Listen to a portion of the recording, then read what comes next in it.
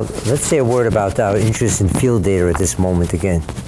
As I said this morning, we have two different ways to deal with field data. Well, three. One is through internships, where we work on field data. Intern works at field data. Within the what we propose this morning is a new option where a company that has a play with a certain difficulty, yes, that they'd like to have work together with us to model and then to test one of the algorithms here. Let's say, and I'll say another word about that. Let's say the internal multiple eliminator, first on the synthetic and then on the field data. So what is new about that is the following, and this is in a response to the downturn.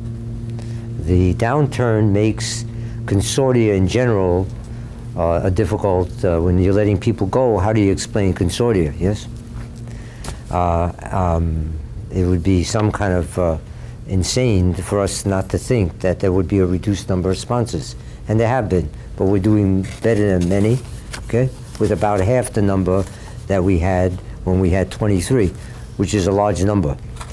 So, nevertheless, it's difficult if I was on the other side of this, where there's a lot of near-term pressure, there's a lot of shorter-term requirement for delivery, yes, quarterly return, and so this new option or new opportunity is a response to that.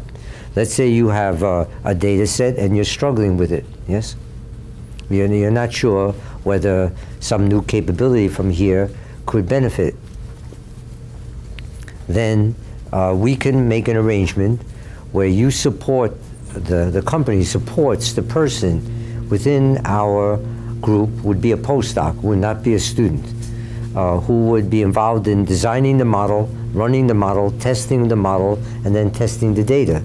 Why? Because for that kind of activity, it's not clear that there'd be a release, certainly of the field data. And you have to protect students in this world. And it would not, clearly not be something shared by all sponsors, yes? It's a different kind of, but it would give a direct ability to see a difference on something that will matter near term, yes? And that could help sponsorship, help opportunities.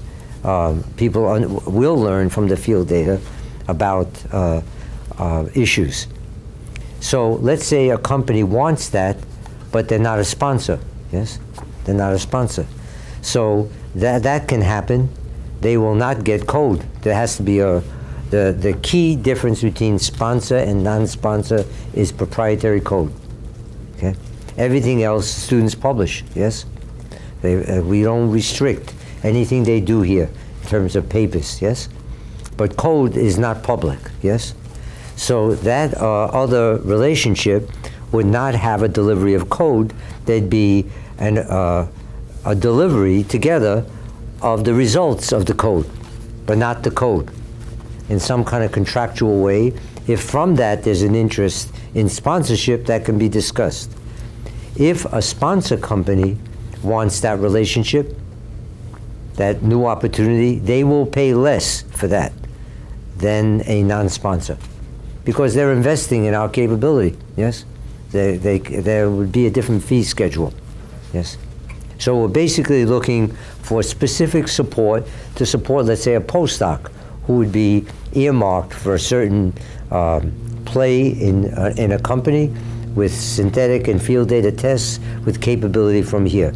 That would either, if they were a sponsor, they would have the code anyway. If they're not a sponsor, they still could get some benefit and perhaps interest with codes that have not been released. The ISS, internal multiple elimination, has not been delivered. It's not in our, but it could be tested, yes? Okay, so let me just talk about field data. I think for the elimination work, we ought to do ISS free surface elimination first, because the method of Carvalho for free surface multiple removal is not equivalent to SRME. SRME is sort of the Kleenex of tissues, yes? SRME. SRME is not a free surface multiple predictor in principle of the precise time and amplitude of a free surface multiple. Yes, it's a challenge theory. There are compromises made, yes, in that theory, which depends on adaptive. The free surface 2D and 3D codes for free surface here, in principle, are precise time and amplitude, in principle. They do require all those prerequisites, yes? But they have the advantage of they're there already in our proprietary, well-documented codes with people like Paolo Terengi, high-capable people developing those and not amateur codes, yes? Worked on that. Sam Kaplan hired specifically for that. He wasn't a graduate student, code developer. So it's a high-level capable codes that are model type independent as eliminators, okay? So we would seek field data, I'm saying from our point of view, okay? I would rather step into elimination on the free surface one first, yes? It's cheaper. The internal, as soon as you say attenuate, your computers are going to start sweating, okay? The free surface is not that, yes, that costly. And we'll learn about the issue of amplitude. Amplitude is a very tricky business. You're talking about predicting the precise amplitude and time of an event, yes, with a predictor. We're not talking about time, yes? So,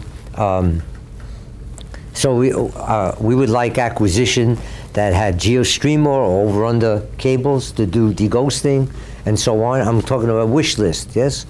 So you know the answer, yes? And so that's a thought. We think we need, no matter what you're deghosting, no matter what the Carvalho-Ayala free surface, you're going to need an adaptive step. I'm going to give you just a very quick comment here about what an adaptive criteria could look like for the free surface code, yes? What we're talking about here is provide a channel, a recognition that no matter what we do with Green's theorem or ISS, the world is more complicated. Just that, yes? Just more, it's beyond. There's a piece that our physics will capture, and there's a piece of reality that's outside. And for that outside, we want a dial. The dial that you'll see here, an idea, derives from the algorithm. In other words, it's a property of the free surface algorithm, yes? So if things were perfect, that property would be satisfied, yes? In the real world, it won't be satisfied because the algorithm is taken with its own physics, you understand? Without whatever it assumes about things. But at least the dial will make an adjustment that's always consistent with what the algorithm does when it works, yes? It's not an artificial thing brought in. So let me just give you a quick intro to that thought, yes, how that would happen here. It needs to be tested, and we are going to look for a similar for the internal, yes? Again, because we're not in any way thinking Green's theorem and ISS is going to cover the real world, okay? You need an adjustment. We understand? An adjuster. We're trying to make it aligned with the deterministic parts, okay? So let me just move quickly through this. There was like a pointer or something. Oh, here it is. Cool. Okay, we're all familiar with this V thing now.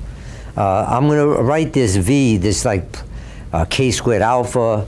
So this is like K squared alpha. And then this is what the perturbation looks like if it's bulk modulus and density, you understand? I'm looking at different forms. And this is like a Fourier sandwich, where you have e to the ik dot r on one side, e to the minus ip dot r on the other side. Just take a v and put it in a Fourier sandwich, yes? Where p and k are just, so because this is a function of space, the Fourier sandwich will give you a difference vector, yes? And you understand? This is A1 of R, or alpha 1 of R, whatever we called it before, yes? And then when you do a Fourier sandwich, you get a function of k minus p. The Fourier sandwich is going to be e to the minus I k vector dot r, e to the plus I k I p dot r dr. Yes? So you get a difference. So these guys get differences. This is AVO, and this you get gradients here. Grad dot 1 over rho for the density. And that ends up with a dot product. And that gives you your famous A plus B cosine squared, AVO, that dot. And elastic gives you, this is for bulk modulus, for density, for shear. You get curls. Curls become cross products, okay? In the Fourier domain, you follow? Grad, curl, grad cross. The point is that this whole business here in each of these model types factors out an omega squared. What about this K and P? This thing if we put this like this is like A1, A2, A3. They mean here. It's unfortunate the way I wrote this. This means like 1 parameter, 2 parameter, 3 parameter, not first order, second order, third order. I should have wrote like alpha, beta, gamma, 1 alpha, beta, gamma. Yes. So these alpha, beta, gammas are not linear approximation. That's the perturbation operator. Yes? L minus L0. In the inverse, we have, oh God, I don't know what that says. Okay. In the free surface algorithm, there's too many words there. Too late in the afternoon. Scared me, you know. This V1 sits there like V1, V1, V1, you know, that business. So when you, in this V1 that sits in this free surface algorithm, what makes this a free surface algorithm? This guy. That's not G0. G0 has 2 pieces, direct and free surface. This is the -1. You remember in that formula?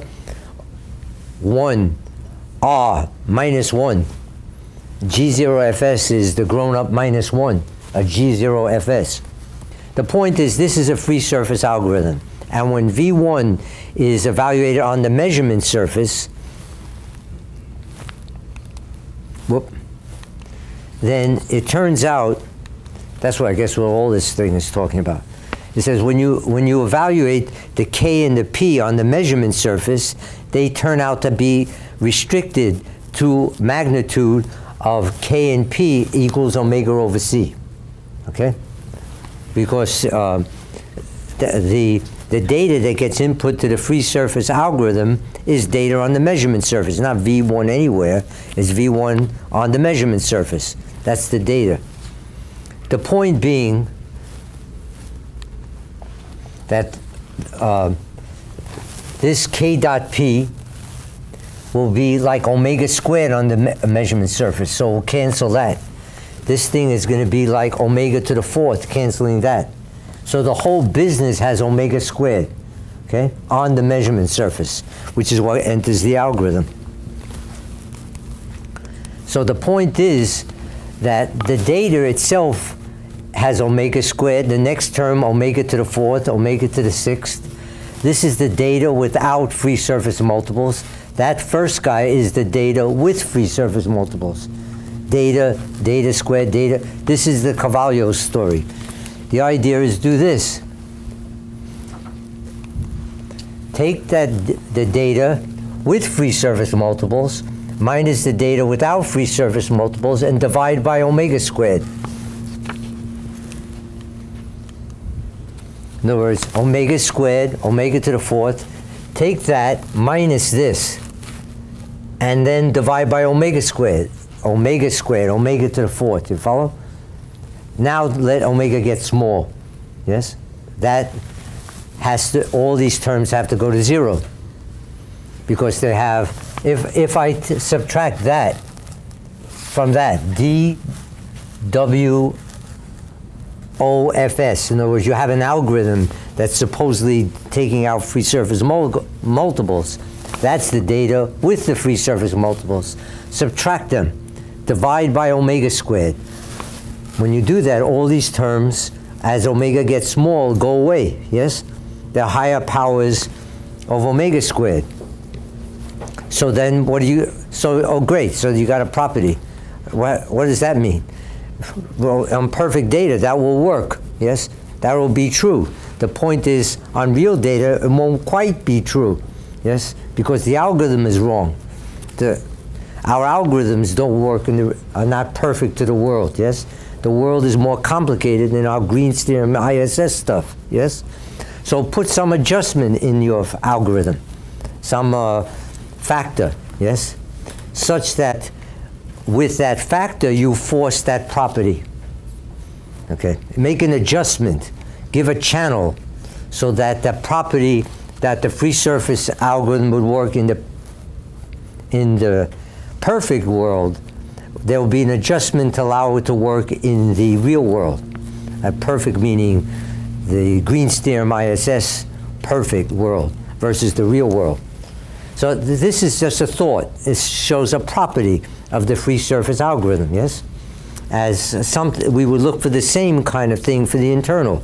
Is there some kind of invariance, some kind of property it has, which if the world was satisfying our Green's theorem and ISS stuff, it would work. It would be so you found a property. That's interesting. In the real world, the Green's theorem and the ISS are not going to exactly work because they're not a match to reality, yes? They're a match to our imagined physics, yes? So make an adjustment in the algorithm, yes, that gives a channel to adjust for real world that's outside your physics to arrange for the algorithm to work, yes? Making it satisfy a property that it would have. That's the idea. So this is just a thought, yes? So I would prefer strategically to go after, because we were at PGS recently with Nizar and several people, and we saw some data offshore Australia with a free surface multiple interfering with primaries, which was trouble. There were trouble on that adaptive. We would be interested in that, okay? Why? Because this group has a free surface capability that's beyond SRME. They were using SRME, which has issues that you need adaptive. In principle, you need adaptive. We're clear? So if you're committed to only internal for field data, we're happy to look at that. I just think the learning on the elimination, we'd be better off, if possible, from our point of view, to do free surface first.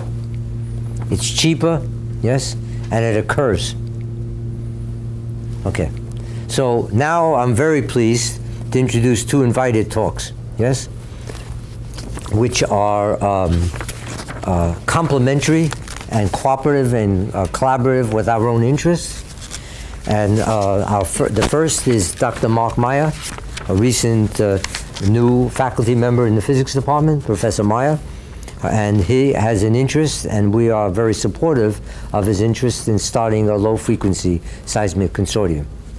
And then we're very pleased for the next talk is Dr. Niels Grabe from MIT, talking about poroelastic physics and seismic electric waves, a new model and new opportunity. We look forward, and we appreciate both of you being here, and we look forward to your talks. Mark?